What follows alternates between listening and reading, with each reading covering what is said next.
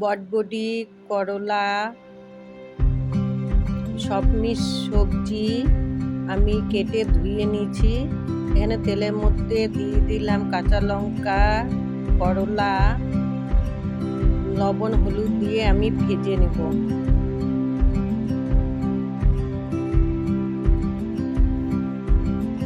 কত সুন্দর দেখেন, ঝরঝরা একদম ভাজা হয়ে গেছে। এখন আমি নামিয়ে নেব। ওই কড়াইয়ের মধ্যে আবার তেল দিয়ে কাঁচা লঙ্কা দিয়ে বটবটিগুলো আমি ভেজে নেব, লবণ হলুদ দিয়ে কাঁচা লঙ্কা দিয়ে।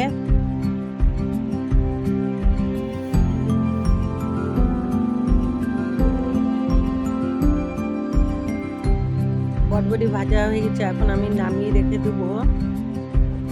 তেল দিয়ে কড়াইয়ের মধ্যে শুকনো লঙ্কা, জিরা, তেজপাতা দিয়ে নাড়াচাড়া করে ভাজা ভাজা করে নেব।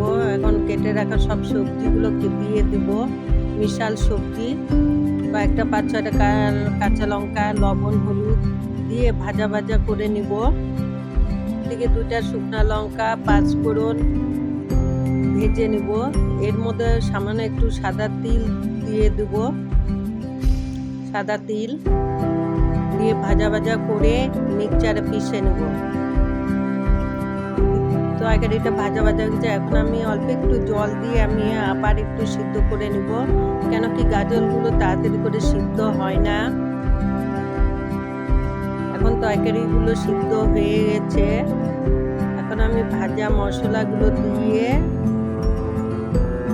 নাড়াচাড়া করে আমি নামিয়ে নেব।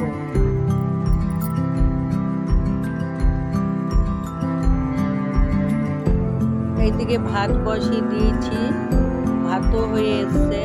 এই যে ভাত হয়ে গেছে, করলা ভাজা, বটবটি ভাজা, সব রকমের